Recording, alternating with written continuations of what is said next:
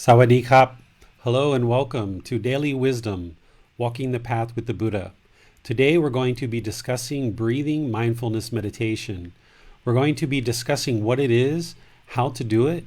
We're going to be using some quotes from Gotama Buddha to actually study some of his words around meditation, and we're going to actually be doing a meditation session today. So I'm really glad that you're here and look forward to sharing the teachings of the Buddha with you. First, let's describe why we're actually doing meditation, and let's even just start with something even more simple. What is meditation? Meditation is an independent, dedicated session to train the mind to either cultivate certain qualities or eliminate certain qualities from the mind. Gotama Buddha provided us a few different techniques on meditation, which I'm going to be sharing with you guys today in his actual words. And what we're doing in meditation is we're literally training the mind. Sometimes in modern day practice or modern day life, we sometimes say we're going to go for a jog, or we're going to go take the dog for a walk, or we're going to go gardening and we're going to meditate. But this isn't possible based on what we understand about meditation and how we're actually to use meditation. If we're gardening, we're gardening, or if we're jogging, we're jogging, or if we're walking the dog, we're walking the dog. We are doing those activities. But if we're meditating, then we're applying an independent, dedicated training session in order to train the mind. And today we're going to be doing breathing mindfulness meditation, which is to eliminate the quality of craving or desire or attachment in the mind. And in other types of meditation, we actually cultivate certain qualities in the mind. So let's talk about this word breathing mindfulness, okay? What mindfulness is mindfulness is awareness of mind. Part of the Eightfold Path in order to attain enlightenment is to cultivate awareness of mind. Because if we're going to purify the mind for this mental state of enlightenment, which is a peaceful, calm, serene, and content mind with joy, then we need to be aware of the mind. We need to be aware of the condition of the mind. So we need to cultivate mindfulness. What mindfulness is literally awareness of mind, having awareness of the mind. And we are able to do that through meditation and cultivating mindfulness through meditation. And then the more that we do that, we're able to then carry that with us in daily life throughout our day. And the way that we do this is through a dedicated independent training session where we're focusing on the breath. The breath is going to be the present moment, and that's what we're going to be focused on, is the breath.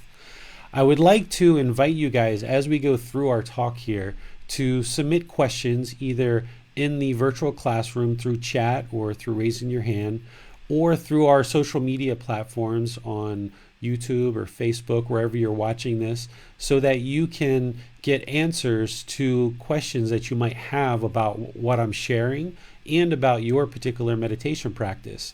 Because in order to attain this mental state of enlightenment, you absolutely need meditation. There's no way around that. You need to actually meditate in order to train the mind. So each Wednesday at 9 o'clock, I dedicate this time, 9 o'clock on Wednesday, Thai time, 9 p.m., in order to help you in your meditation practice. And I'm kind of rotating 3 individual classes here on Wednesday: breathing mindfulness meditation, loving kindness meditation, and then I've been teaching chanting as well.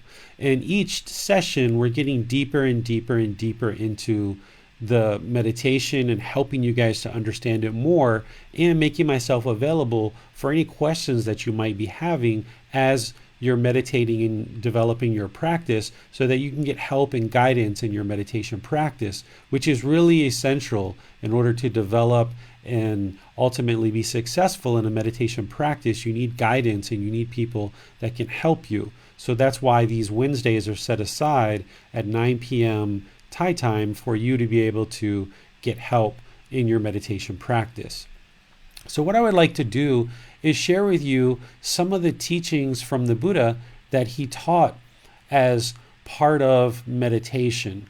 And his teachings are quite extensive. He taught for 45 years, and his teachings were all taught orally, and later, after his death, actually written down and shared with us in the Pali text.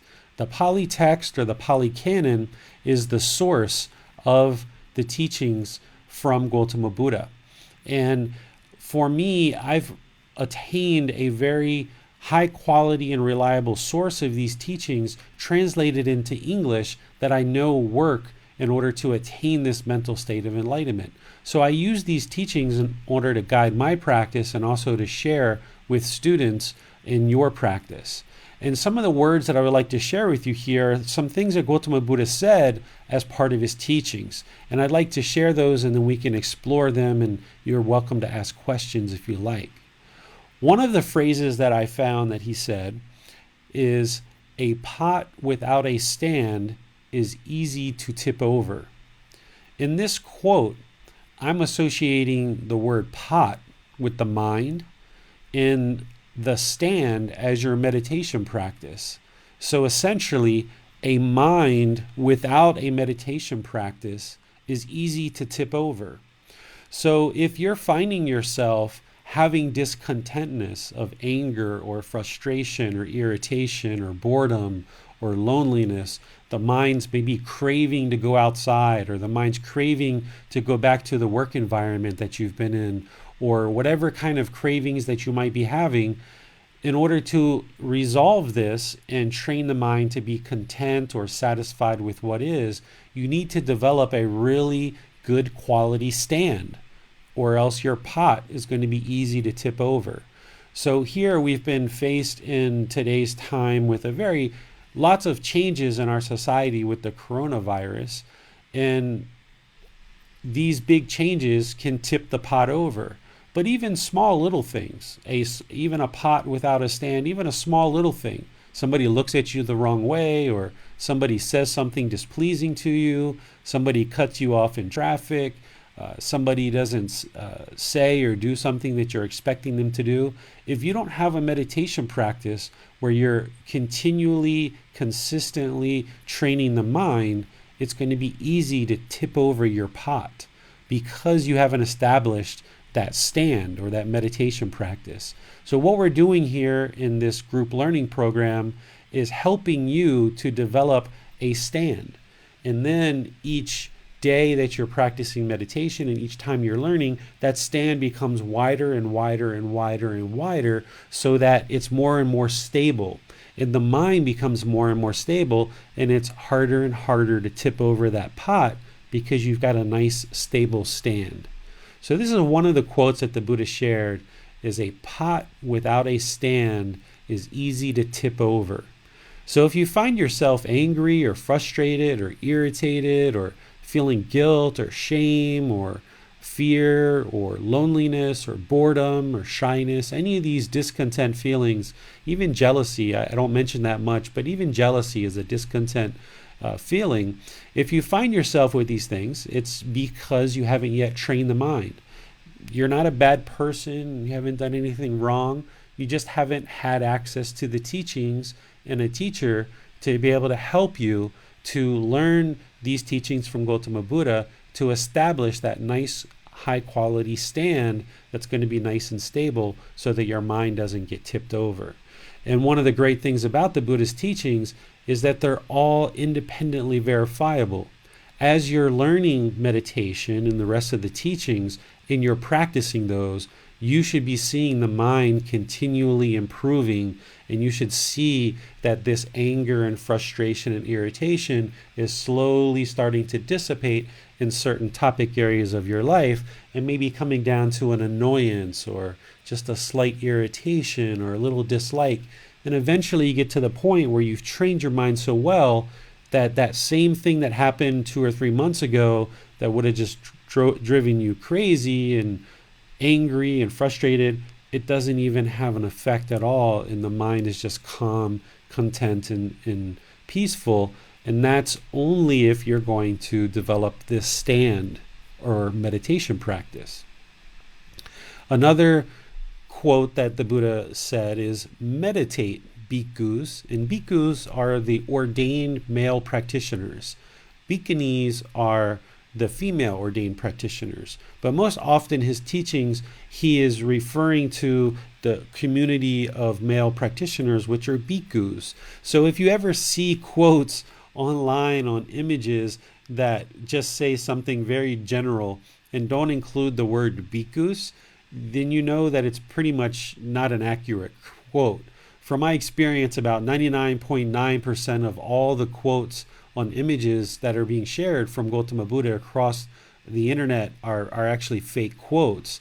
So what I'm sharing with you here are quotes that came directly out of the text of Gotama Buddha that was actually written down after his death, and that we practice and we know that it's actually truth.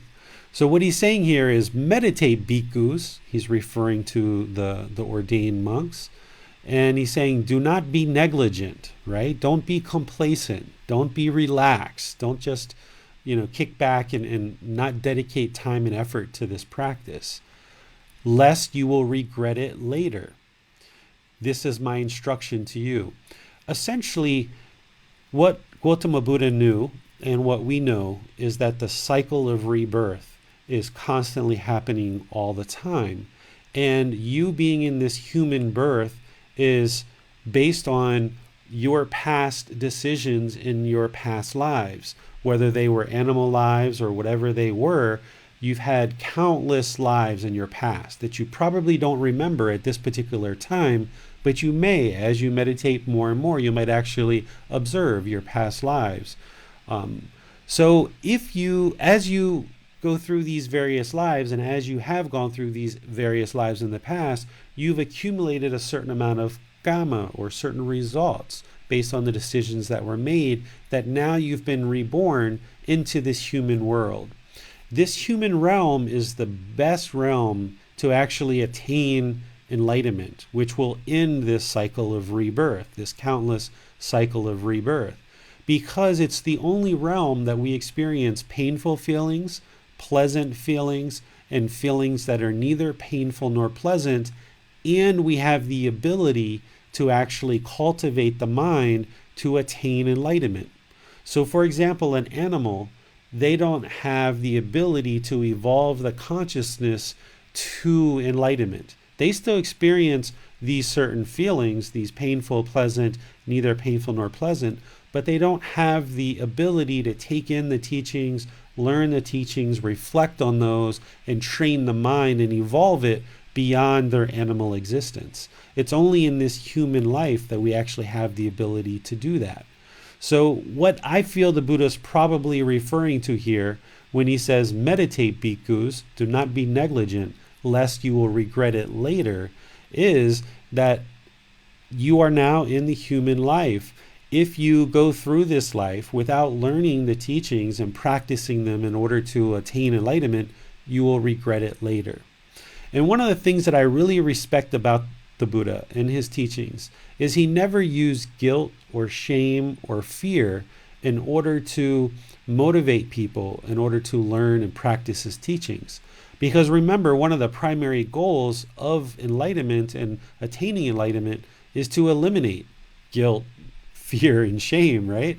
Along with all other discontent emotions and feelings. So the last thing he's going to do is create guilt and shame and fear in order to motivate people to learn his teachings. So this is kind of like the closest thing I've ever seen to the Buddha kind of like giving a little bit of a nudge to people and saying, okay, don't be complacent, don't be lazy, or you're going to regret it later. And this is said in a very peaceful, calm way, and just kind of, here it is, without laying on any guilt or shame or fear. So oftentimes, if you haven't really dove into the teachings or you're just getting started, it's kind of a challenge to build this consistent, dedicated daily practice of meditation. But whether you actually know that the cycle of rebirth is real or not, whether it's truth or not, you may not have seen evidence in your life to know that the cycle of rebirth is actually real or not.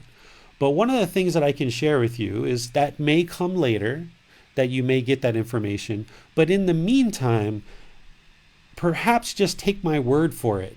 that it's 100% real.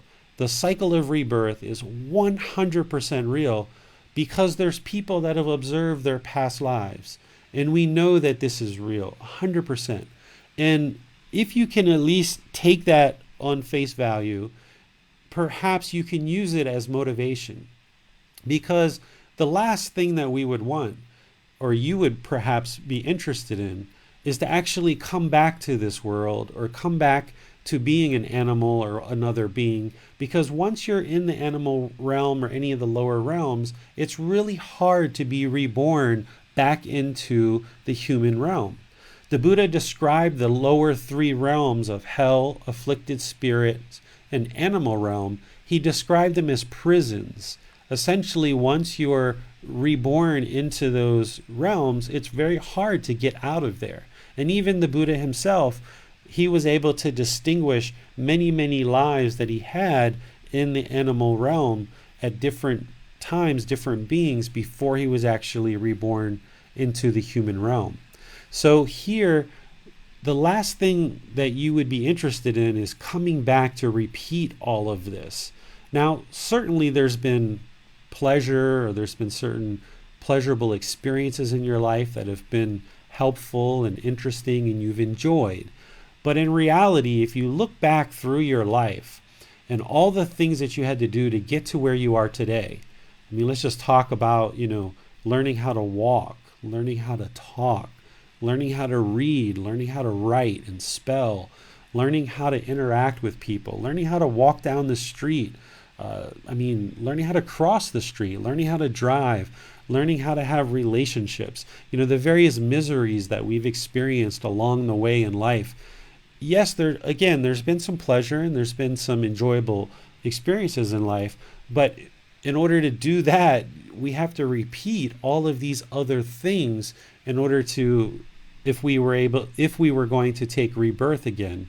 So the goal in this practice is to attain this peaceful, calm, serene, and content mind with joy that is permanent, that you can experience now in this life, and then enjoy that peaceful mind state for the rest of your life, so that then you can enjoy the rest of your life and you don't just go around being frustrated and angry and disappointed and jealous and guilty and shameful and fearful, that you can actually just enjoy life because the mind has attained this mental state of enlightenment.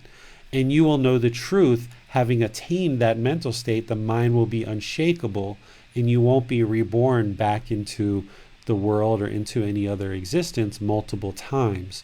So I feel that's what the Buddha is really describing here when he says, lest you regret it later. Right?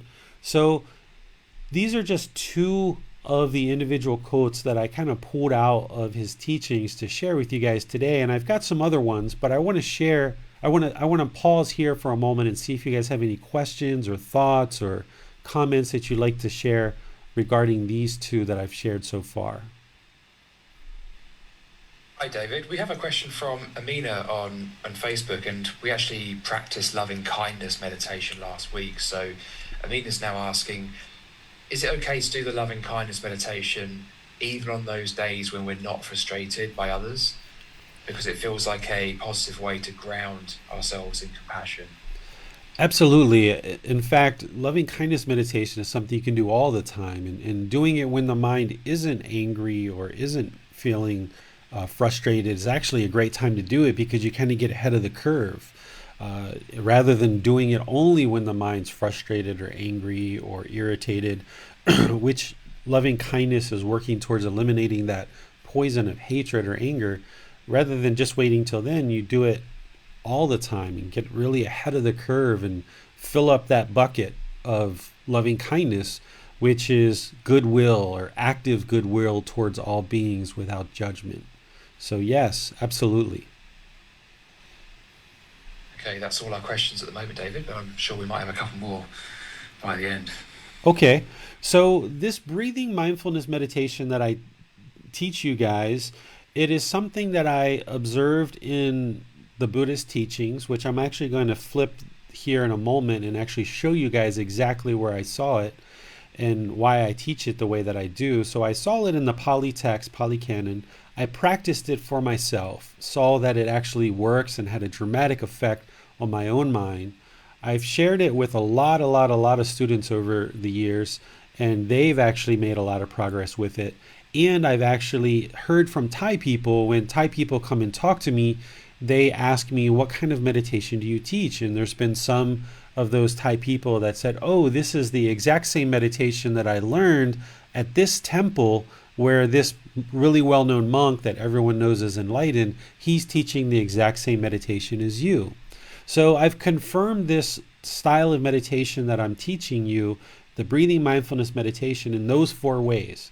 In the Buddhist text, in the teaching, the Pali Canon, through my own practice, my own experience. Everything that I teach you is through my own experience, through sharing it with others and seeing them get benefit and them actually improving the quality of their mind, and then confirming it with Thai people as well, as I've interacted with Thai people, Thai monks, and people like this.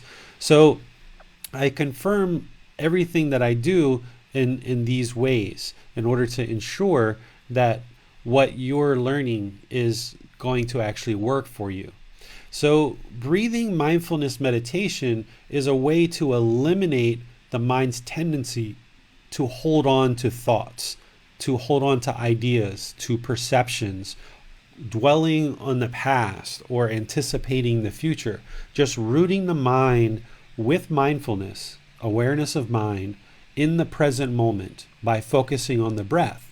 And I usually give instruction that is along the lines of cutting off the thoughts or letting go of the thoughts.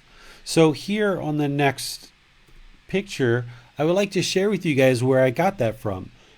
In this text that I'm sharing with you is an abbreviated version of the actual text that I'm referencing in the Buddhist teachings.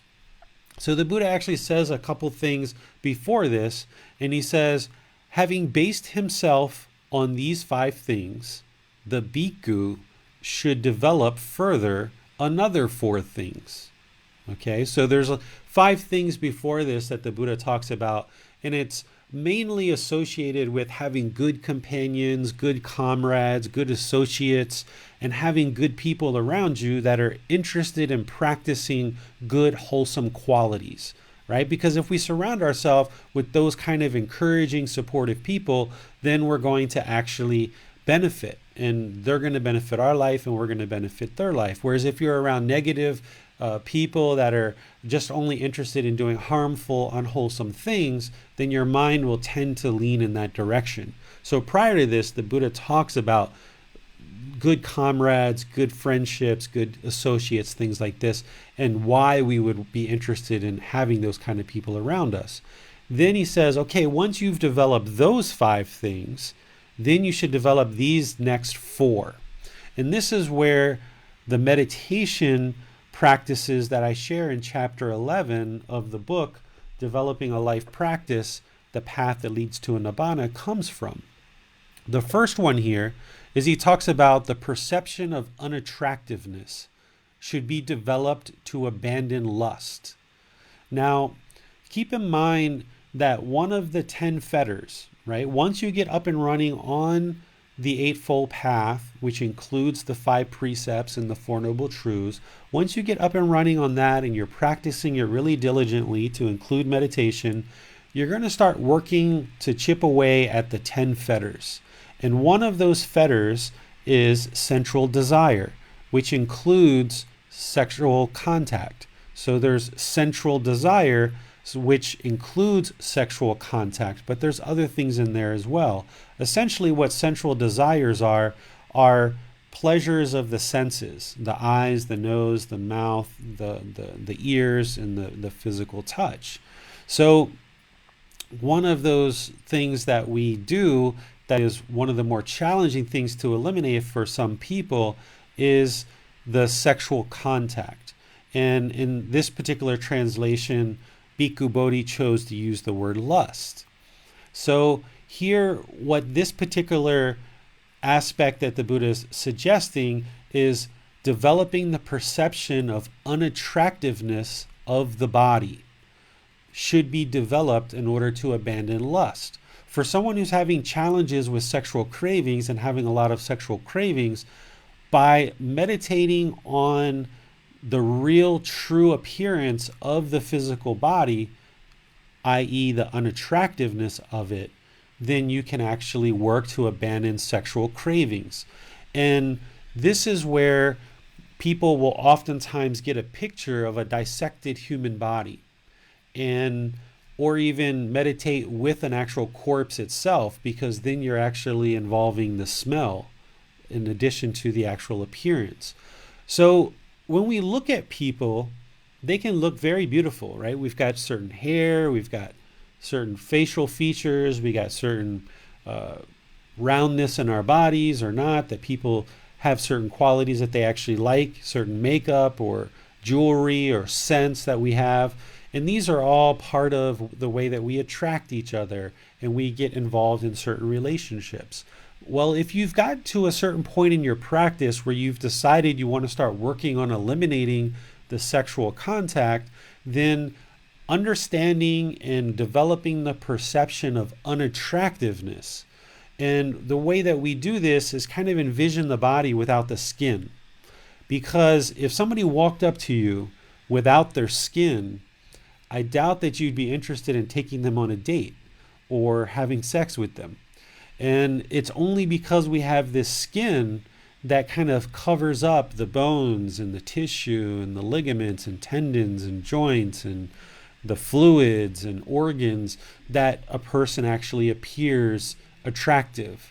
So one of the ways that I have in the book that is available for someone who's having challenges with sexual cravings is you can actually acquire pictures, and these are readily accessible nowadays on the internet, where there's a human corpse or a dissected human body, and you can actually meditate with your eyes open, staring at this image. And this is one of the only meditations that I know, or this is the only meditation that I teach, where you actually leave your eyes open as part of the meditation, and you just stare at this image in order to develop the perception of unattractiveness. And this is one way for you to start developing less and less of an interest in sexual contact, when you choose that that's the right time for you to do it. You may not be at that point in your life right now where you're interested in doing that, but when you are, that's one way that you can actually do it. So that's one meditation that I teach in chapter 11. It's not a meditation that everyone needs or that everyone's required to do, but it's one that's there if you need help. So this one is covered in the Buddhist teachings and is covered in the book as well. The second one is loving kindness should be developed to abandon ill will. Remember, ill will is one of the lower fetters, and this is a fetter that needs to be eliminated in order to attain the highest stage of enlightenment. Even to get to the second stage of enlightenment, this fetter of ill will needs to be thinned. And then in order to get to the second stage, you need to actually eliminate it 100%.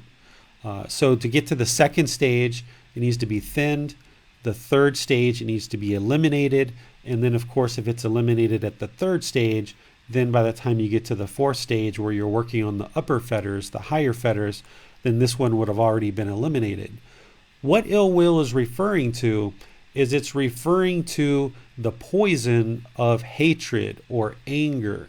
This is the same poison that generates the feelings of frustration, of irritation, of annoyance. These are all lesser qualities of that same poison of hatred and anger described in the fetters as ill will.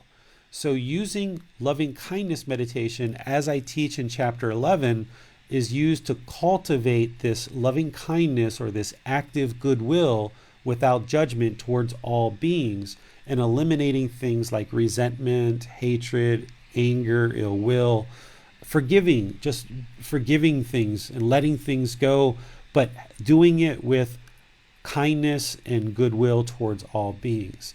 This is a meditation that everyone needs. Everyone who's working towards enlightenment is going to need this in order to cultivate this quality of loving kindness in the mind, so that then you can practice loving kindness in daily life through having active goodwill towards all beings in your daily life.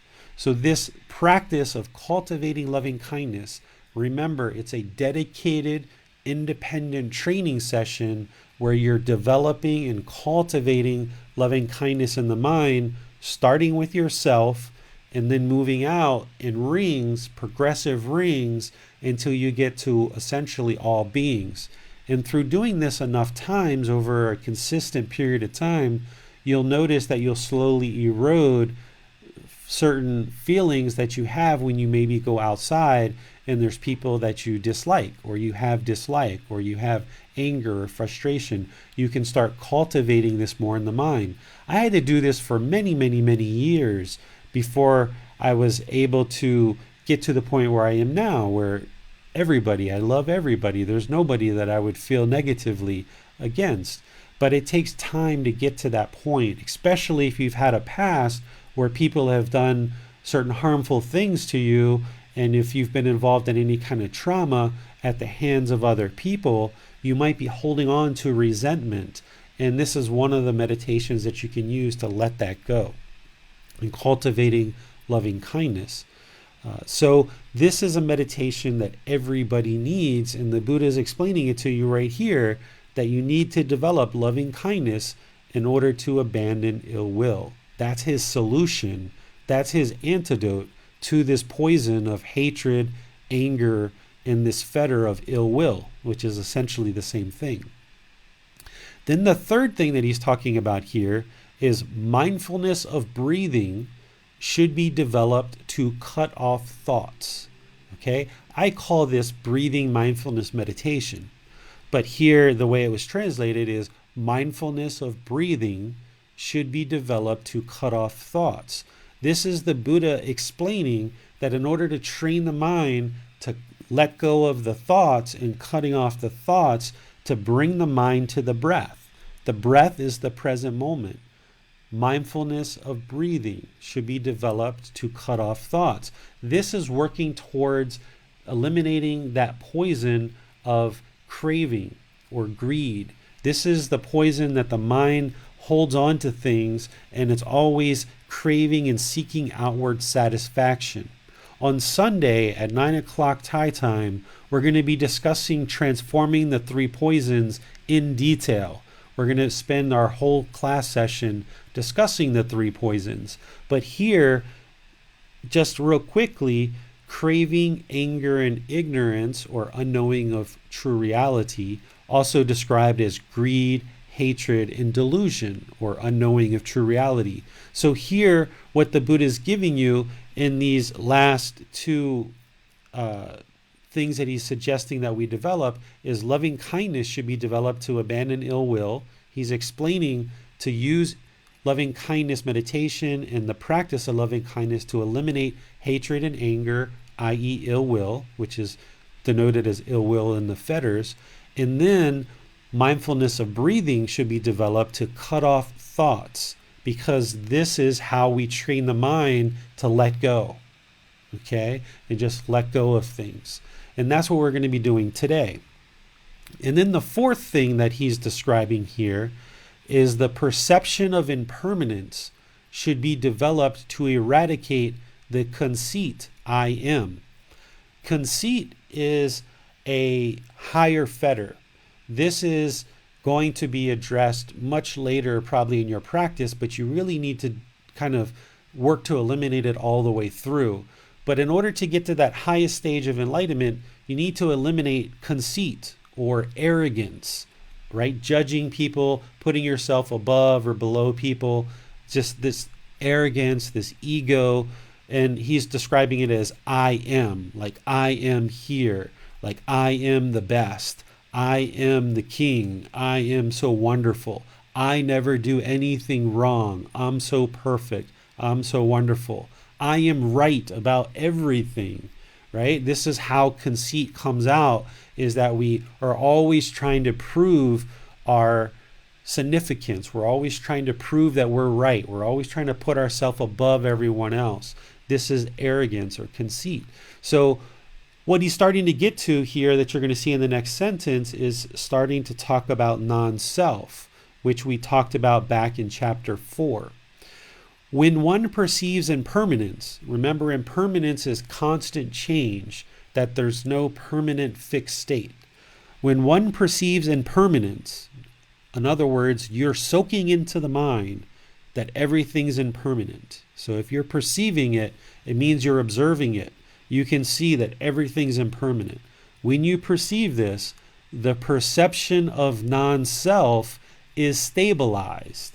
Because if you're already observing that everything around you is impermanent, then how could there be this permanent self?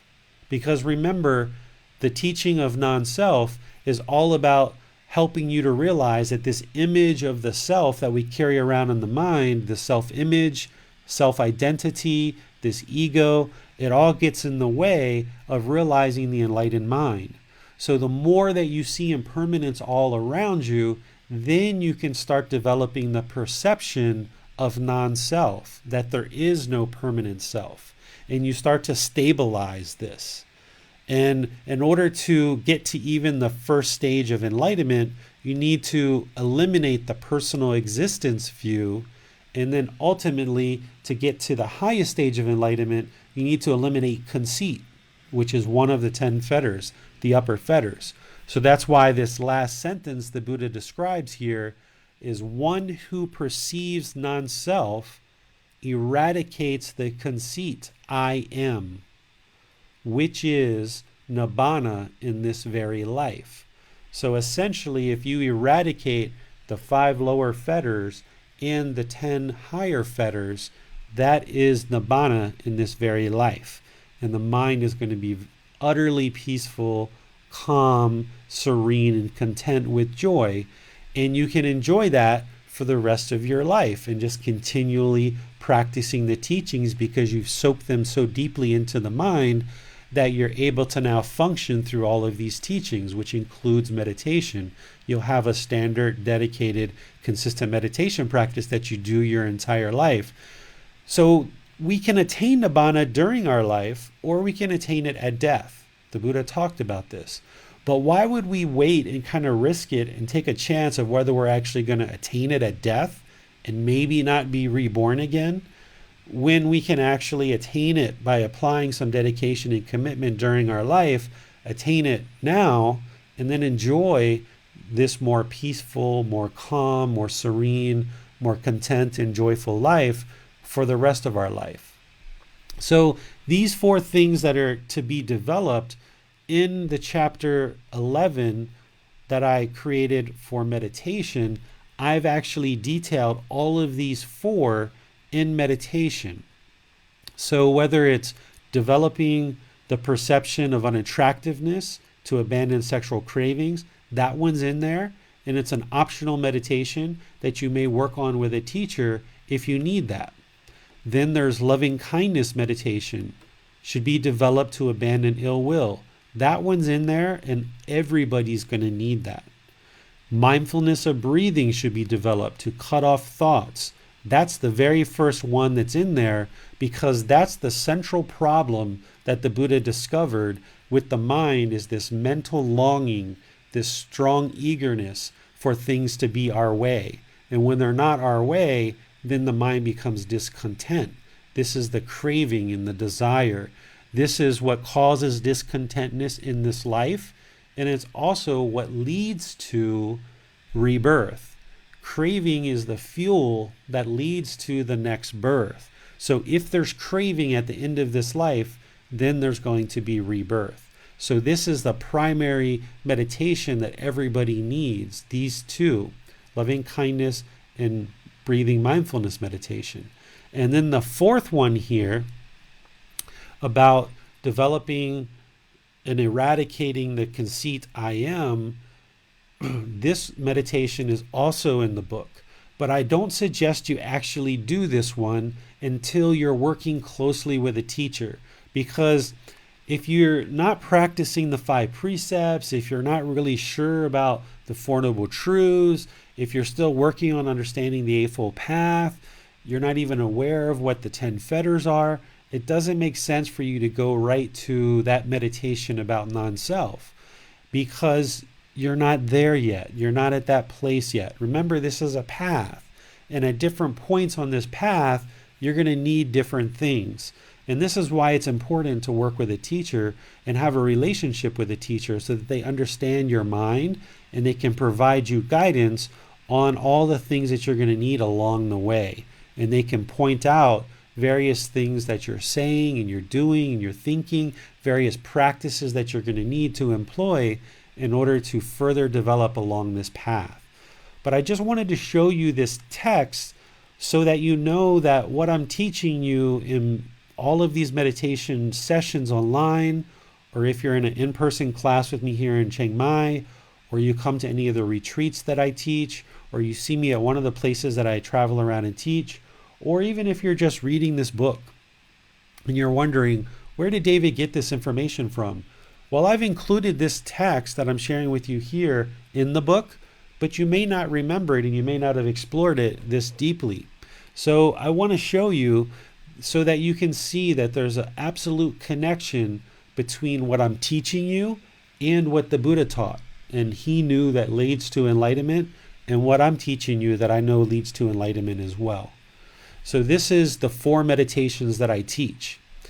The other reason why I wanted to show you this is because in the wide world that we have, and with all the impermanence between Gotama Buddha's death 2,500 years ago and today, there's been countless meditations that have been developed by various people. Various people have come up with all different types of meditations, and they say they're for all different types of things. Well, if you spend a lot of time going out and learning all these various meditations, and you're trying to stack up 10, 20, 30 different types of meditations, that's going to take you further off your path because you're now studying things that the Buddha never taught. And it's going to take you away from really focusing on that clear, direct path that the Buddha gave us. The Buddha gave us this very clear path to enlightenment.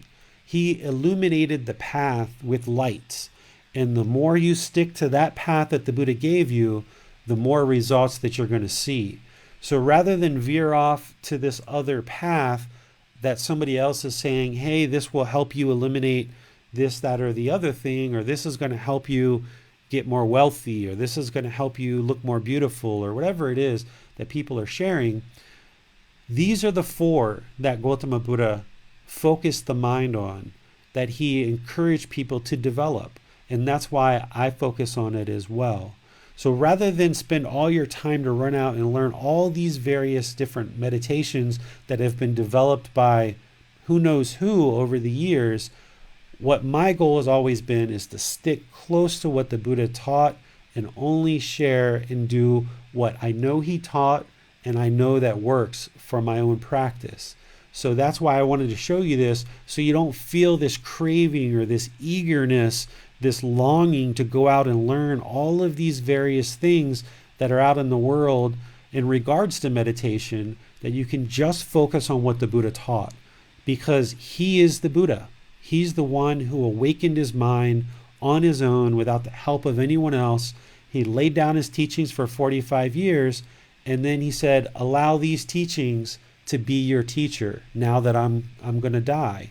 So all these other teachings that have come up after him through impermanence over 2,500 years, to me, those aren't things that we need to focus on.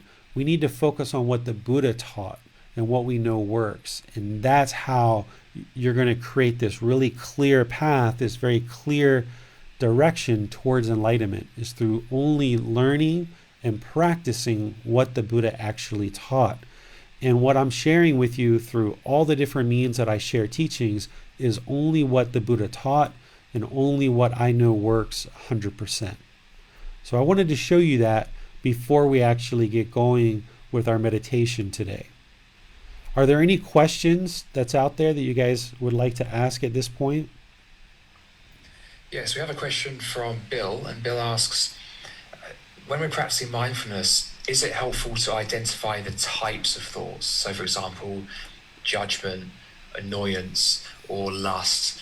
is that something that helps with mindfulness? He asks, I know the eventual goal is to return to the breath, but until we reach that point, is that labeling activity helpful? During meditation, I would say no, that it doesn't. There's some teachers that have come up with different techniques and teach to label things like thinking or judgment or all these different things. Because remember, the goal is the mind's going to have a tendency to hold on to things. So let's just say in meditation, there's a sexual craving that comes up, and you think about this beautiful being that you just saw a few hours ago or a few days ago, and that comes into the mind. And now you label it and say craving, sexual desire, whatever, right? And you label that. Well, that's just kind of replacing this thought of this individual who the mind is craving. It's just replacing it with something else. But the mind's still holding on. So what I would rather suggest for you to do is just to let it go. Because what you're training the mind to do is to let things go and let them go very quickly, because eventually it's going to be second nature for you. The more you practice this, that things will happen in daily life and you'll just let them go.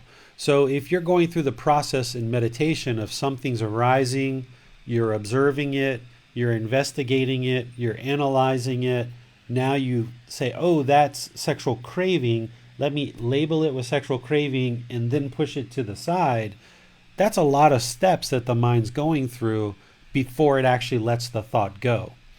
Well, with the Eightfold Path, with right effort, where you're applying effort to eliminate the unwholesome thoughts, when you do that enough times in daily life, when something happens, you don't want to go through, there's the thought of anger, it's coming from this situation, it's happening for this reason, so forth and so on, and then labeling it and pushing it to the side. If that's what your mind's doing, I would call that contemplating or pondering, which is okay. You're just figuring things out. But the ultimate goal is to just, you see the unwholesome thought, boom, kick it out. Just let it go. That's what I use with my son, who's 7.5. I teach him the word kick it out, right? Because you want to get to the point where as soon as you feel any little tinge or any little frustration or irritation, you just apply right effort right away and kick it out, let it go. And if you do this in meditation where you're not analyzing, reviewing, labeling and all this stuff, then in daily practice, when you're out and about in life, this process of applying right effort and kicking out the thought and letting it go will happen a lot more seamless for you, where the mind doesn't have to go through all these steps before you let it go. So you'll find a lot more benefit the quicker you can let it go without labeling it. Because if you get into that habit of always analyzing and looking at it and labeling it, then the mind's going to tend to want to hold on to that and continue to do that practice, and it's going to slow down the mind's ability to just react, because now the mind's reacting in a negative way with hostility or anger or frustration, is becoming discontent.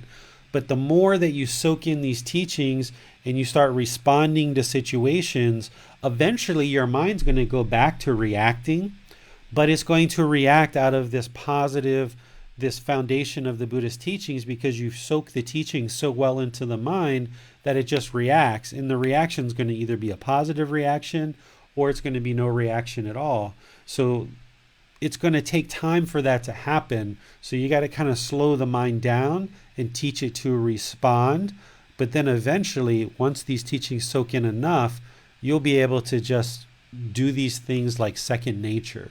But you're training the mind. So yeah, I wouldn't suggest labeling things, Bill. I think that's going to ultimately hinder you and slow you down from getting to the actual place where you want to be with your practice. But I know a lot of people teach that. A lot of people teach labeling, which I don't suggest doing. I've never seen that before in the Buddhist teachings. Here you can see very clearly mindfulness of breathing should be developed to cut off thoughts. Just cut them off. Let them go. Kick them out, essentially, is what you're doing. I'd like to ask a follow-up to that, David, and Bill did mention in his question as well about daily life. So I'm wondering if during our daily activities, when we're applying mindfulness, not necessarily meditation, is there ever a case, of course, if something comes up, same thing, you recognize it, see it for what it is in that sense, okay, something's appeared. But then if it's just coming back and coming back, can we then go to, okay, is this pleasant or is this unpleasant or is this neutral? And is there any value in that? And then maybe if it's still coming back after that, we can then say, this is a perception of guilt. This is guilt that I'm feeling, or this is anger that I'm feeling. Is there a case for doing that if the initial recognition is just not working first time? Yeah, so two things there is identifying whether it's a painful, pleasant, or neither painful nor pleasant feeling. Sure, if that helps you further root the teachings in your mind so that you can identify all these feelings, and we're talking about daily life. So you're out and about, certain things are happening, you're feeling all excited and happy, you get a phone call, and then boom, the mind comes down and you're feeling sad all of a sudden. You'd be like, I was attached to those pleasant feelings. What this is doing is it's helping you to soak the teachings into the mind and help you to eliminate that fetter of doubt about the teachings. So yes, in daily life, if you're contemplating and pondering the teachings and you're seeing them clearly, there's a painful feeling, there's a pleasant feeling, there's a feeling that's neither painful nor pleasant. Absolutely. That mindfulness that you're developing, that right mindfulness, that awareness of mind, that's what's helping you to do that. So if you're plugging those things in and you're seeing that through the mind, that's absolutely beneficial. And then the second part of what you're saying there, Max, is like, yeah, if you're seeing sexual craving arise, then knowing that that's what it is and having mindfulness, right, mindfulness or awareness of mind, then that tells you, yes, I still need to work on this fetter of sensual desire, and that's something I need to work on. So yeah, outside of meditation, I think that it's very beneficial. And that's the whole reason why we're developing mindfulness, awareness of mind, is so that outside of meditation, you can identify these various attachments that you're having, these various cravings, and how they relate to the fetters, so that you can really fine tune and refine your practice to get to enlightenment. Because remember, one of the things that the Buddha talked about that we discussed 2 weeks ago, which is the middle way, he talked about this instrument that when the string's too loose and you pluck it, it doesn't sound beautiful, or if it's too tight, it doesn't sound beautiful. Well, how do you know if the string's in tune or not if you don't pluck it? So what you're doing in daily life with right mindfulness is you're listening to the tune of the instrument. The instrument is the mind, and you're bringing the mind to the middle. So by you seeing the sexual craving come up, that's like plucking the string and like, it's not in the middle. I'm still having that craving. Or, look at that ill will. That girl has the same shoes as me, and I'm hating on her just because she has the same shoes as me. Is that really a good practice to have? So that mindfulness, awareness of mind, and seeing that, and that's like plucking the string of the instrument. So then now that you see the hatred because the girl has the shoes that are the same as yours at home in your closet, or somebody has the same name as you and you don't like that, or you see the sexual craving coming up, now that you've plucked the string and you've got right mindfulness to know about that, now you know what to focus in on. And then when you talk to your teacher or you look through the teachings and you're reading, you can be like, all right, teacher, I'm having trouble with hatred. Whenever I see someone wear the same shoes as me, when they have the same name as me, if they have the same hair color as me, I'm having this anger and this hatred towards them, and I'd like to get rid of it, right? Sometimes when we're working with a teacher, we want to be kind of like so good and we don't want to look bad in the teacher's eyes. But that's not going to get you anywhere in this practice. So having right mindfulness and plucking that string and seeing the mind and what it does in different situations, you can work these out with the book or with the other teachings that I have on the podcast or the YouTube video. But if you need private consultation or you need to post something in our Facebook group, just be really honest and say what you're experiencing, so then I can help you with that and help you eliminate it. So yes, in daily life, absolutely be aware of what's going on in the mind and what all these different things that are arising in the mind, how they're related to the Buddha's actual teachings, and whether you're eliminating certain qualities or you're cultivating certain qualities. Because also what will happen is maybe you're having problems with that person you see has the same shoes of you and it keeps bothering you. But then one day you're going to go out and you're going to see someone wear the same shoes and you're going to smile. You're going to be like, wow, they've got the same shoes as me. That's so awesome. Like, they like the same things I like. And you're like, wow, there's that loving kindness. So where at one time you might have been observing a certain amount of negative feelings arising, you'll also, with right mindfulness, start seeing the progress with the mind and how the mind's improving its qualities too. And that's just as important as well.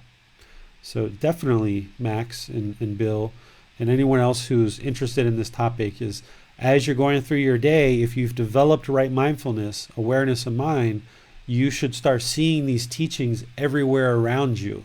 And you should start being able to observe these things in the mind. Thanks, David. Thanks for breaking that down. So during meditation, we're really just bringing it back to the breath over and over and over again.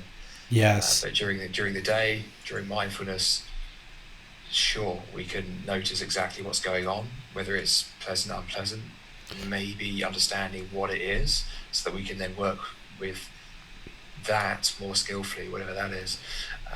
Okay, so I also have a question about sensual desire, because we talked about the perception of unattractiveness to abandoned lust. Could that expand into other forms of sensual desire? So a big one these days is food. Does that count as sensual desire according to the fetters? Maybe even intoxicants, maybe even other things as well, maybe even excitement, maybe even extreme sports. There's probably a few we could think of. Yeah, Are they included? Central desire is the five senses. So the eyes, the nose, the tongue, the physical contact on the body, and the hearing as well, the ears.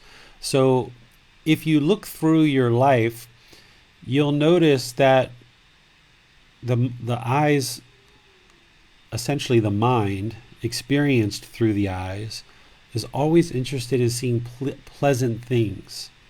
When the mind experiences and views things through the eyes that is displeasing, the mind becomes discontent. It always wants to see pleasing things. Same thing with the nose. The nose always wants to have pleasing scents. If it walks past a sewer or drives past a processing plant for feces or whatever, we usually, oh God, that smells so horrible. We might even say things like, oh, I hate that smell. Oh, I can't stand it, right? But that's just a response to this smell, and the mind's always craving pleasing scents. Rather than just, when you smell the displeasing smell, recognize that it's impermanent. No need to react to it negatively, because it's impermanent. So whether it's the eyes, the nose, the taste, like food, like we're always interested in having certain taste. We'll oftentimes crave certain foods and seek those out. If a certain restaurant or place we're going for food doesn't have what we want, sometimes the mind can be discontent and get angry and frustrated. And training the mind that it's not always going to have something pleasing in the mouth. And then same thing with the hearing, right? Like Bill brought this up on a couple of calls before, or a couple of classes before, where sometimes it's pretty quiet in his condo, but then he'll hear a little bit of sound and it bothers him. And that's because the mind always wants to hear something pleasing. And for Bill at this point in his life, pleasing is quietness, silence. And even just that little bit of sound can cause the mind to be discontent because it's attached to the silence. So that's a central desire as well. And then the physical contact on the body. So the mind is going to want to experience pleasant feelings through all of these 5 doorways. These are called the doorways to discontentness. So all of these 5 doorways is where the mind's going to experience discontentness. And then there's a 6th one, which is the mind, which is like kind of negative self-talk, right? Like we can kind of talk ourselves into being discontent. So these 5 senses, or these 5 gateways, these 5 doorways, can allow discontentness to be created in the mind if we don't experience something pleasant through these 5 senses. What this particular thing that the Buddha is talking about, though, is he's talking about unattractiveness of the body. But if it helps you to use that same thing and apply it to food, like for example, right now I know there's a lot of people that are working on trying to become more vegetarian or more vegan, and you at this point may look at a piece of chicken or baby back ribs as being very beautiful, very delicious. Look at all that barbecue sauce and you just want to soak it all up. But the further and further you get away from eating meat, it will actually start looking unattractive to you. You won't even actually view it as food anymore. And it just doesn't have the same appeal once you start living a lifestyle where you're eating all vegetables and plant-based materials. So if this helps you to eliminate things like that, then go for it. There's no rule that says you can't look at unattractiveness of food in order to eliminate meat from the diet. Whatever works for you, in order to do that, you should use it. And if it's helpful, use it. But here specifically, what the Buddha is referring to, though, is unattractiveness of the body to abandon sexual cravings. Because these are the 4 things that need to be developed in meditation, are these 4 right here. But it's really the loving kindness and breathing mindfulness meditation that everybody needs, because it's these 3 poisons that we're working to eliminate, which we're going to cover on Sunday. Great craving, anger, and ignorance, or unknowing of true reality. And each of these have antidotes. And the first 2, the antidotes are loving kindness and breathing mindfulness meditation with generosity. So these are vitally important, these 2. But that first one that you're asking about, Max, it only comes into play if somebody's really having challenges to eliminate sexual cravings. For some people, they just don't have a problem with sexual cravings. They can just let it go, and they may even have let that go before they even started practicing these teachings. But for other people, it's one that they tend to need to hold on to, or that they do hold on to for a longer period of time. So this onion that we're peeling back, this mind that has all these layers that we're peeling back, and we're getting closer and closer to emptiness, those layers are going to be different for every person. For some people, the sexual craving just fluffs away so easily, they're not even a concern at this point in their life. But for other people, it's one that's closer into the core and it's harder to get rid of. And this particular meditation is really good for people that are having challenges to get rid of that. Whilst we're on topic, I think there's one more question I would like to answer, and then it appears we have no more after that. Speaking of these attachments and the 10 fetters, which are laid out in quite a logical order, do we tend to see people abandon the fetters in that order, in roughly that order? Or is there a bit of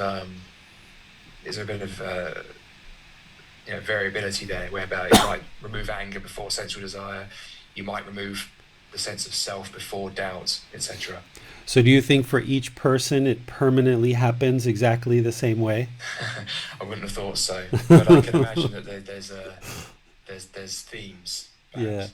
Yeah. So for me, what I observe is of course everybody's different, right? Some people come to this practice and they've already emptied out the ego, and there's like very little ego there. For other people, boom, they've got really, really high ego. And that's usually, kind of one of the ones that kind of is towards the end, and that is a lighter one to eliminate. But for some people, they eliminate that one a lot earlier. Um, so there's really no kind of like everybody does this, or um, but if you're working with a teacher, they can observe these various qualities in the mind, and they can help you a lot of times when you don't even see it yourself. What's happening, what the qualities of the mind are, because we are unequipped to see. No matter how much mindfulness we develop, no matter how much awareness of mind we develop, we're highly unequipped to determine our own stage of enlightenment, because the mind is always going to want to tell you you're more enlightened than you are, and that's the ego. And one of the reasons why you involve other people around you is to help you observe things that you're not observing yourself. So the ego is one that tends to stick around for a while for a lot of people. I can say that, but not everybody. So everybody's very different in how these get eliminated. The self, the practicing non-self and realizing non-self, is one that happens much later for a lot of people. That's one that definitely happens much later. Everybody's a little bit different, though, Max. It's really wouldn't be accurate to try to kind of create a template and say that everybody kind of fits to the same scenario. Okay, thank you. We have no more questions at the moment. Okay, so if that's the case, then let's do some meditation together. Let's actually do breathing mindfulness meditation. I've done this through this means of live streaming and on the virtual classroom many times. So if this is your first time joining, let me just kind of walk you through in some basic ways of what we're going to do. First, I'm just going to invite you guys to get a nice comfortable seat. If you are comfortable sitting in a chair, sit in a chair. If you're comfortable on the floor, sit on the floor. And if you're on the floor, usually we sit cross-legged, but you don't want to be real tight with your legs, because you're going to cut off circulation and your legs are going to become a little bit numb and painful. So the idea is to sit in a comfortable position. If at any time during meditation you're feeling uncomfortable, you want to change position. You want to move your body to be comfortable. You don't want to just grin and bear it and push through the pain. Pain is your body's way of telling the mind, hey, something's uncomfortable here. I need you to change positions. I need you to get more comfortable. And in order to do that, you're going to need to change the position of the body. So be sure you get the lower body comfortable. There's no awards, there's no certificates given out for someone who just pushes through the pain. So get into a comfortable position, and then, because that's impermanent, if it becomes uncomfortable at any time during meditation, just change it. The upper body should be in the middle. Don't be slouched and don't be real rigid. Be in the middle, just nice and comfortable. And then your hands and your arms, there's lots of different options for these. Typically you place them in your lap, and Gotama Buddha, he put his right hand over his left with his thumbs together, and then he placed them in his lap. Some people might put their hands face down, palm down on their lap or on their knees or something of that nature. Essentially, when you go into meditation, you're not interested in really engaging any of the muscles whatsoever other than the upper body, just to keep the upper body erect, which is going to keep the mind alert. It's going to keep it attentive during meditation, because in order to train the mind, we need to keep the mind attentive and alert during meditation. So by engaging the upper body, it's keeping the mind alert and attentive.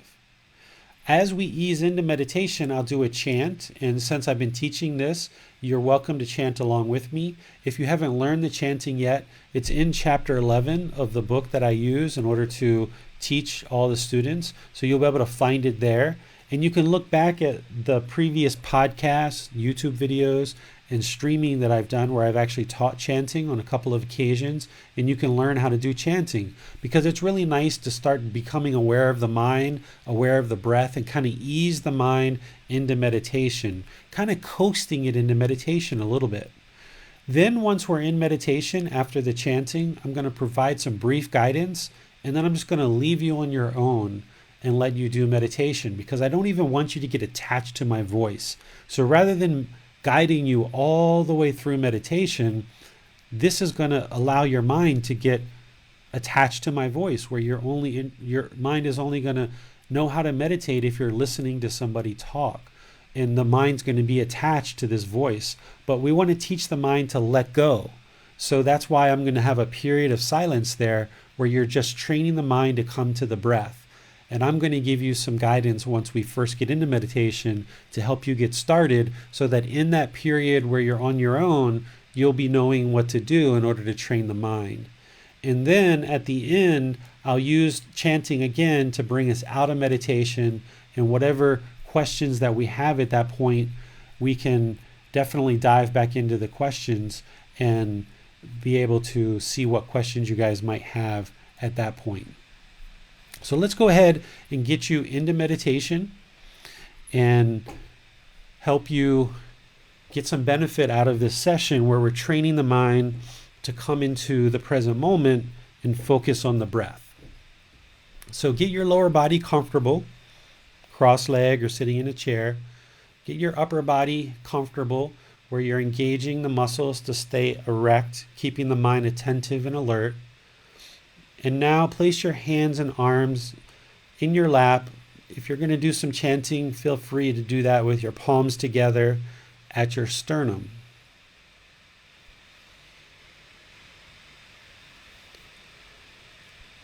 Arahang Samma Sambuddho Bhagava Bhutang Bhagavantang Apivateyami Savakato Bhagavata Tammo Tamang Namasami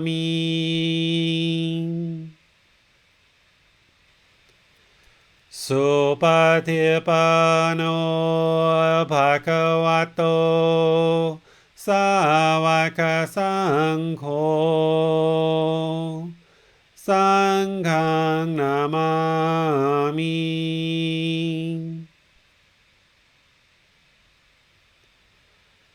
Namo tassa bhagavato arahato samma sambuddhassa. Namo tassa bhagavato arahato samma sambuddhassa. Namo tassa bhagavato arahato samma sambuddhassa. Iti piso bhagava arahang samma sambuddho. Vicacaranang sammuno sakatoro kawitu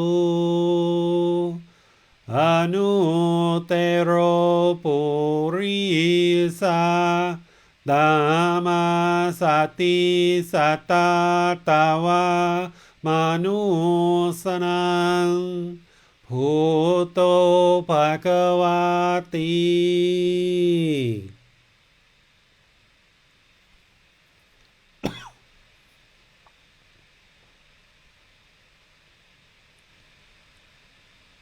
Okay, your lower body should be nice and comfortable. Your upper body should be erect to keep the mind attentive and alert. Your hands and arms just resting comfortably in your lap. either right hand over left with your thumbs touching, or your palms on your lap or on your knees. The body's just comfortable, but not luxurious. You're breathing in through the nose and out through the nose, focusing the mind on the breath. Bring the mind to the breath. Just notice the quality of the breath. Is it short? Is it long? Is it hurried? Are you trying to control the breath? Just let it go. Just breathe in naturally, in through the nose and out through the nose. Just a natural, consistent breath.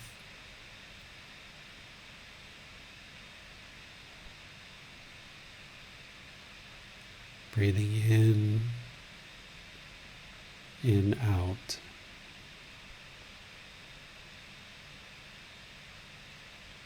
Just keep focusing the mind on the breath.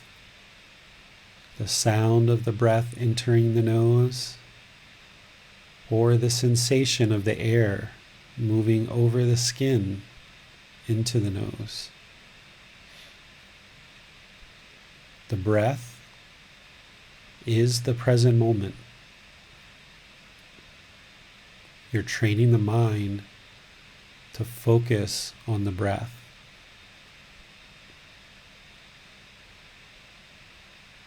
You're training the mind to come into the present moment.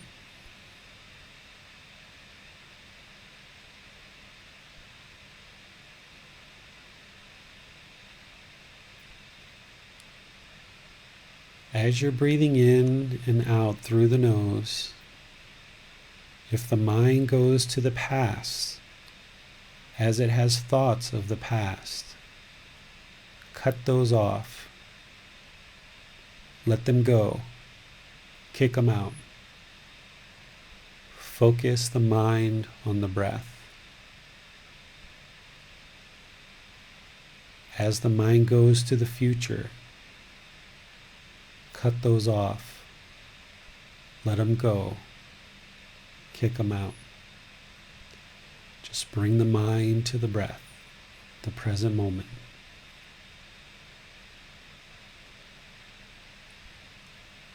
If the mind has thoughts, ideas, or perceptions, just cut them off. Let them go. Kick them out. Focus the mind on the breath, the present moment. Notice how all the thoughts are impermanent. All the sounds around you are impermanent. All of this is impermanent. Breathing in and out.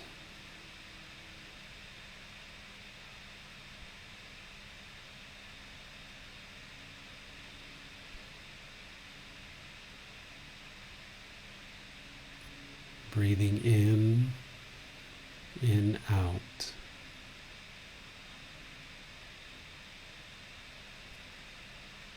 I'm going to leave you on your own. Just let you train the mind to focus on the breath, training it to come to the present moment. You have nowhere to go. You have nothing to do.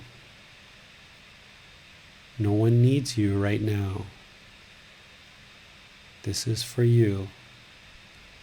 A dedicated, independent training session, training the mind to let go.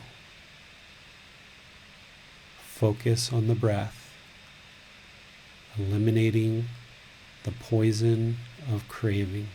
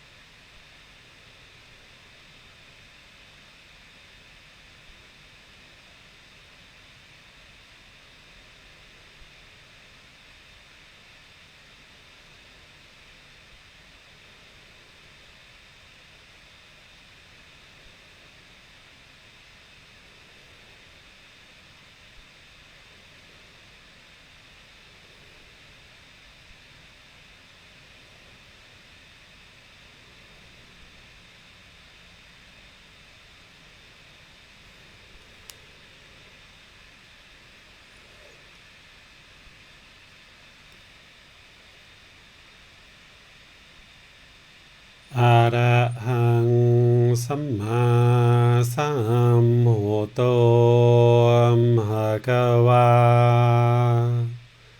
โหตังภะคะวันตังอภิวาเทมิ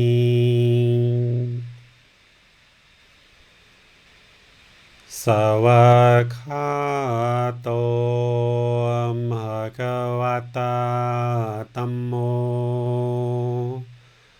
ตามังนามาสามิสุปฏิปันโนภะคะวะโตสาวกสังโฆสังฆังนามามิ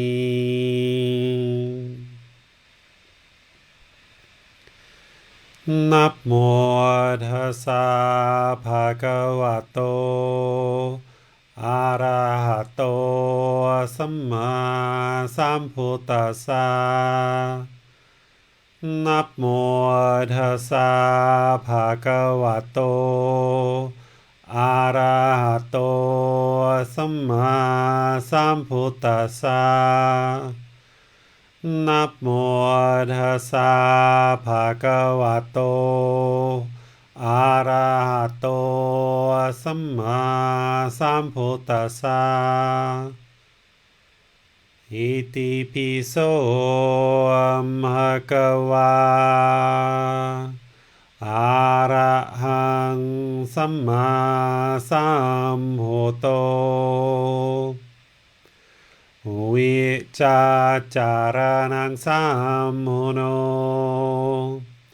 สัคคาโตโร โรกาวิตุอนุเตโรปุริสาตามาสติสตาตาวามนุสนังพุทโธภควาติ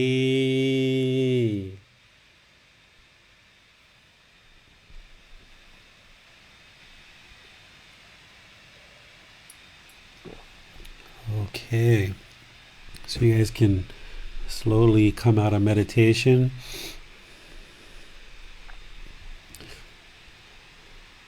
All right, well, what I attempted to do today was help demonstrate to you how what you're learning in this program, what you're learning in all the resources that I provide, like the book and podcasts and YouTube videos and the group, it's all connected to Gotama Buddha's teachings. There's a lot of teachings that you're going to see out there from all different kinds of places, and impermanence, constantly changing, 2,500 years of impermanence from the Gotama Buddha's time. But everything that I teach is connected back to the Buddhist teachings, confirmed in his Pali text, through my own practice, through teaching others and seeing them progress and get benefit, and then with Thai people as well, confirming with them that yes, this is what they're teaching in Thailand. In fact, the source texts that I use are sourced from a very reliable temple here in Thailand. So this is going to help illuminate the path to enlightenment for you, rather than needing to focus on 10, 20, 30 different meditations or having countless different things that you're looking at. Early in practice, it's good to just focus on one set of teachings with one teacher, make a whole lot of progress, and then if you want to branch out and look at some other things, that's a good time to do that, because you have a teacher, an established relationship that you can reflect things with and kind of talk to about what you're seeing. But early in practice, or even if you've been practicing for a long time and you haven't really maybe gotten to where you would like to be, while you're studying with me, even though you've studied other types of teachings or other meditations, just do this. Dedicate a few weeks or a few months to just what I'm sharing with you, and you'll see your mind improving. And that way you know it's coming from these teachings.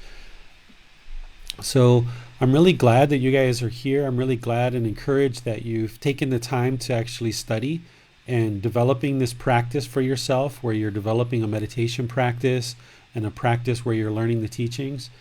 Keep working at it. Keep going. Remember, the Buddha took 6 years to become enlightened. So it's going to take time. Gradually, gradually, your mind's going to improve more and more. So I'd like to see if there are any questions that we've had come in since our meditation. If you guys have questions of anything that was happening during meditation or anything that's been going on, even when you've been meditating on your own, that you'd like help with. I have a question from Bill. So Bill asks about with the current situation with social distancing and not having regular social contact, what meditation is best to help with that? Would it be breathing mindfulness to help us not be attached to these social interactions? Absolutely, absolutely. Everything comes back to breathing mindfulness meditation. For anything that the mind's attached to and it's holding on to, is just keep working at it and keep working at it. And then for hatred, anger, frustration, irritation, annoyance, all of that, it's loving kindness. But then also, what you're going to hear on Sunday is meditation isn't the only answer. A lot of times in this practice of the Buddhist teachings, some think that meditation is the only answer. Yes, meditation is the foundation, and that's what we're doing in practice every day, but this poison of craving or greed has an antidote of generosity, and this poison of hatred or anger that has all the other lighter versions of that also has the antidote of practicing loving kindness on a daily basis. So yes, it's meditation, Bill, but also practicing generosity, as I often see you do, but just finding more and more ways of doing that and practicing non-attachment in everything that you do. I have a question. So since I've been practicing with you, David, I've followed your advice to not time my meditations, but generally, anyway, most of the time, and I found that really helpful, really helpful. It just removes another object from the mind. And I've heard you say that stop when you feel like you're ready to stop, when you're done. I was just wondering if you had any guidelines you use yourself as to when you feel you've reached that point. Is there something that happens, or um, just how do you gauge that yourself? Just whatever I'm feeling, whatever I'm feeling. So sometimes it's Right. my son walks into the room and asks for something. Other times he walks in and he sees me meditating and he leaves. Other times it might be I just feel like, okay, I made a lot, feeling pretty decent, and I stop. Um, the, but I'm glad you brought up this point, Max, because it's something I didn't cover here, but I definitely cover in the book. Is oftentimes we're taught to time your meditation, but I suggest that you don't time your meditations. Is you just understand the goal is to produce results, and you might get results in 10 minutes, you might get results in 30, 45, an hour. Timing your meditation, usually one of two things is going to happen. Either you're going to fall short of that time, and then you're going to beat yourself up and feel guilty and shameful that you didn't get to the time that you designated. And you're going to be sitting there in meditation the whole time, is is it 30 minutes yet? Is it 30 minutes yet? Is it 30 minutes yet? And it's just going to be repeating in your mind over and over and over again if you set the alarm for that. So you're going to feel guilty, shameful, and the mind's just going to keep cycling, wondering if it's time yet. The other thing that might happen is you might be really deep in meditation, having forgotten about that you've even set the alarm, and then all of a sudden, beep, beep, beep, beep. Oh, if I just wouldn't have set that alarm, you could have actually gotten more benefit. So if you just remove that obstacle, remove that attachment, then the mind has one less thing to latch onto. And even if you timed yourself and you did meditate for 30 minutes, 45, or an hour, I usually tell people, like, what are you going to do with that information? Literally, like, what are we going to do with that? Are we going to come and compare, like, who's meditating the most, and the ego's involved and trying to compare who's meditating the most within a particular group? Like, that's not the goal of practice either. So removing this obstacle, removing this attachment, this craving for wanting a certain amount of time and having an expectation of wanting or longing or having this eagerness for a certain amount of time, just remove that from the whole scenario and just sit down, lay, stand, walk, whatever you're going to do, and just meditate. And when you're done, you're done. Don't even time it. That's the best thing that I found, to just remove that entirely. And I think you're going to find that if you do that, that you're going to get more benefit out of your meditation too, because you're not going to be sitting there constantly thinking of, is it time yet? Is it time yet? Is it time yet?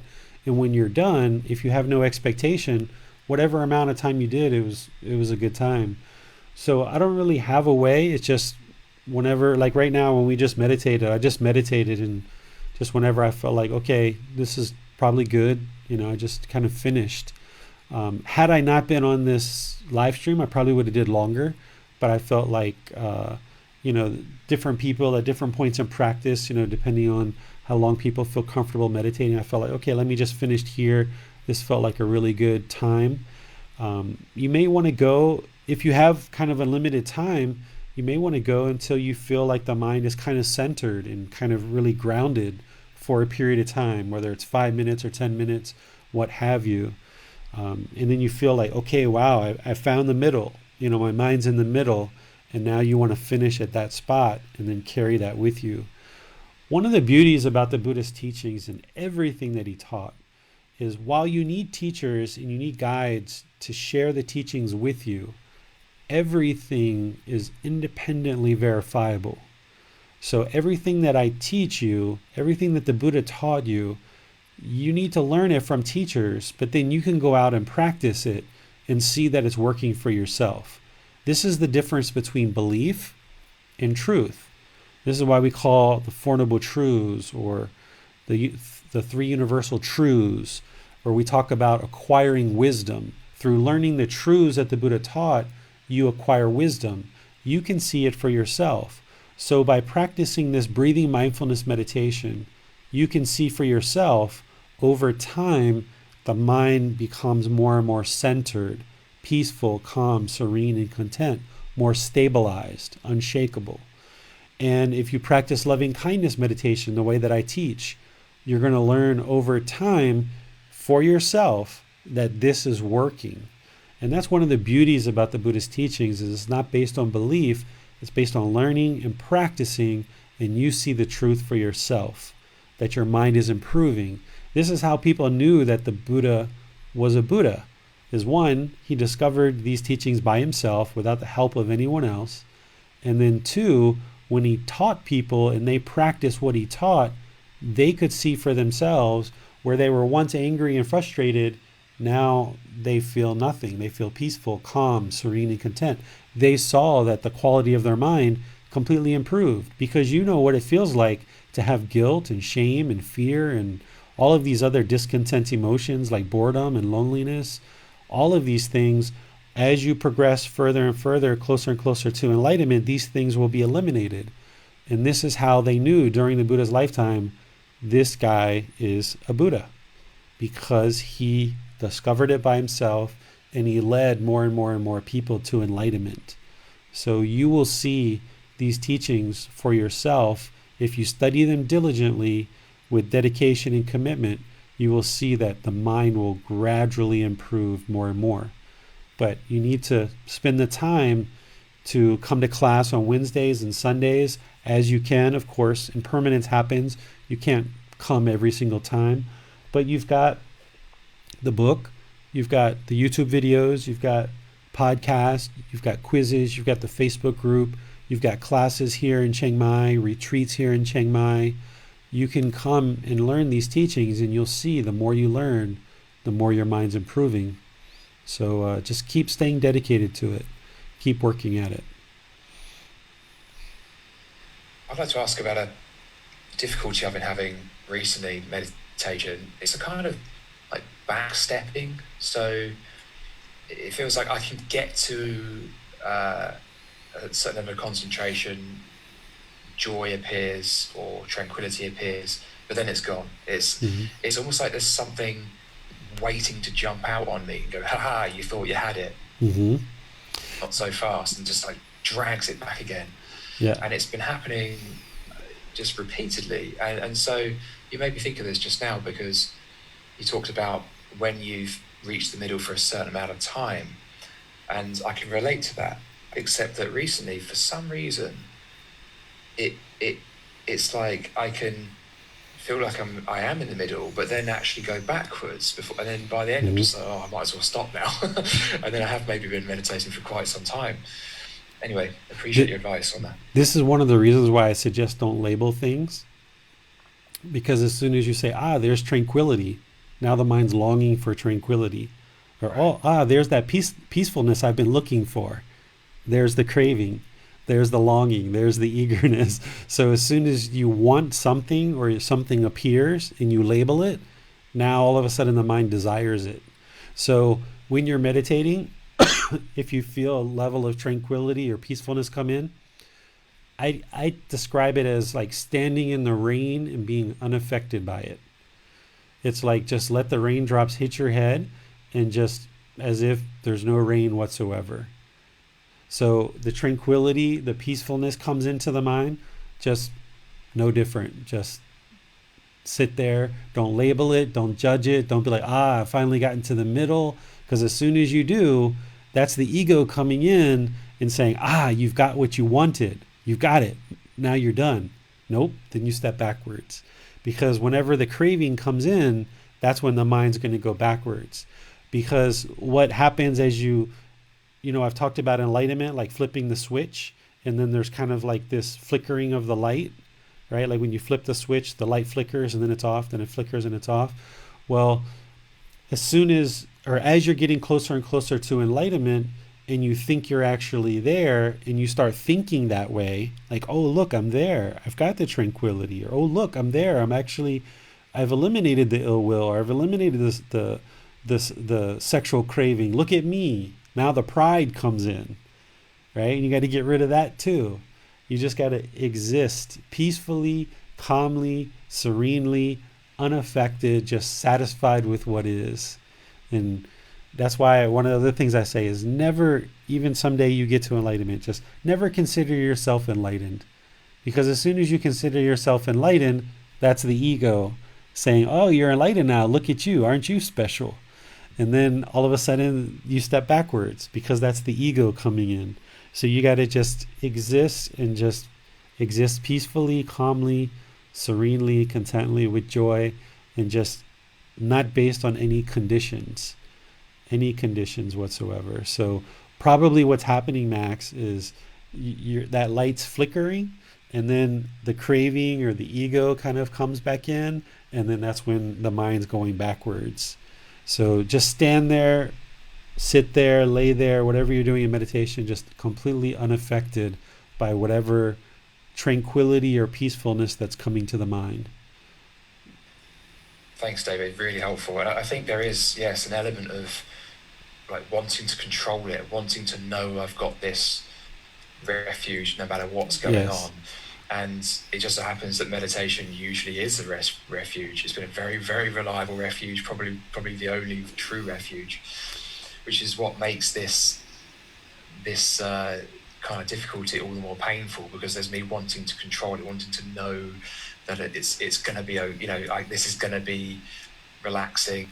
And this is another danger, I think, in time meditations, or even looking at how long you've been meditating for, because it might be that the last 5 times you meditated for that long, you reached the middle or some certain, but then you think it's going to happen again, and it's craving. It's precise craving, because it then sets you up for disappointment. And when we talk about attain enlightenment, right, it kind of assumes that there's a finish line, and then that you're actually crossing the finish line, and now I can consider myself enlightened. Well, as soon as you do that, the mind's now craving and there's ego, and now the qualities of enlightenment start to diminish. So you can just consider enlightenment just a lifelong pursuit. And at some point, if you're pursuing this dedicated enough, committed enough, and you're progressing enough, you're going to get to a point where 6 months, 1 year, 2 years, you haven't experienced any anger, frustration, irritation, boredom, loneliness, shyness, fears, guilt, shame. You haven't experienced it at all. And inside, you kind of know, like, all right, I'm there. Like, I've really progressed pretty far. But never convince yourself that you're enlightened, because the mind just keeps opening up wider and wider and wider, and you just keep getting more and more and more wisdom. As soon as you say, okay, I'm done, I've attained enlightenment, then the mind becomes complacent. It becomes sluggish. It becomes lazy. So just don't even ever try to distinguish, okay, now I'm enlightened and now I'm not.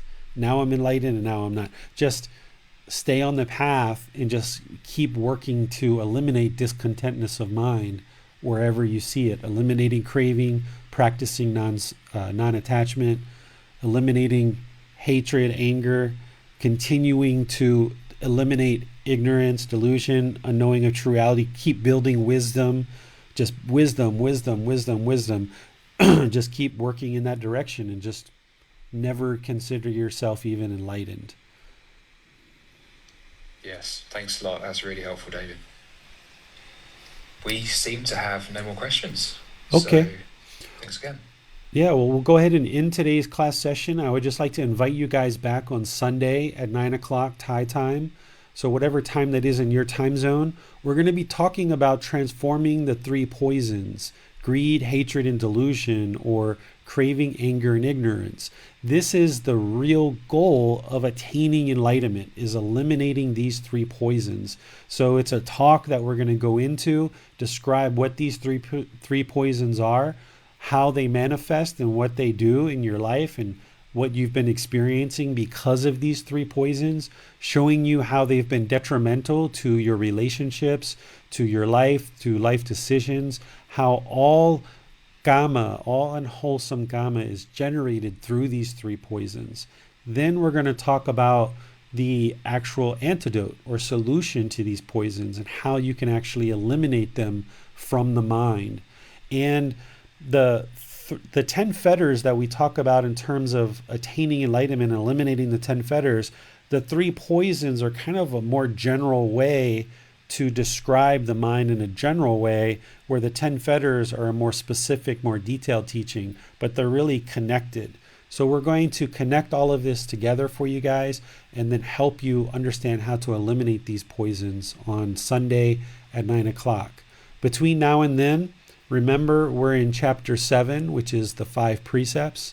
Keep reading that. I'm going to keep making posts. Use the podcast, the YouTube channel, the quizzes, all of those resources to help you learn, and keep meditating. Don't ever give up. Don't ever give up. No matter how the mind feels, no matter how sad, how guilty, how shameful, no matter what discontent emotions come up, the ego is going to keep wanting to hold on. Everything's going to want to tell you to give up and not to pursue. Just push through it and just keep on going. And you'll be really glad that you did, when you eliminate things like anger, frustration, irritation, sadness, boredom, loneliness. When you're just satisfied with what is, nothing can bother the mind. It's unshakable. Remember, a pot without a stand is easy to tip over. So we've got to build that stand, and we've got to make it wider and wider and wider, so the mind doesn't get tipped over. The mind getting tipped over is the discontentedness. So we need to eliminate that discontent mind by learning these teachings and practicing these teachings more and more. So I want to wish you guys a very great, wonderful day. Enjoy the rest of your time, whatever you're going to do. And I'll see you in class on Sunday at 9 o'clock. Sawadee krap. Khap kun khap. Sorry, Cup. Thanks, David. You're See you welcome. guys. Hi guys, good seeing you. Good seeing you, Carol. Have a good evening. Good day. Wherever you're at.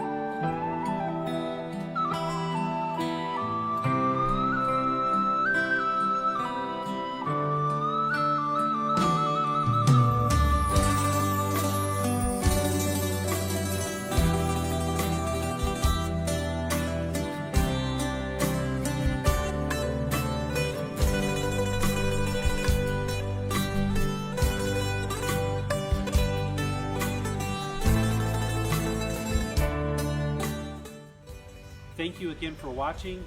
Enjoy your meditation. Look forward to seeing you online and answering any questions that you might have. Thank you so much.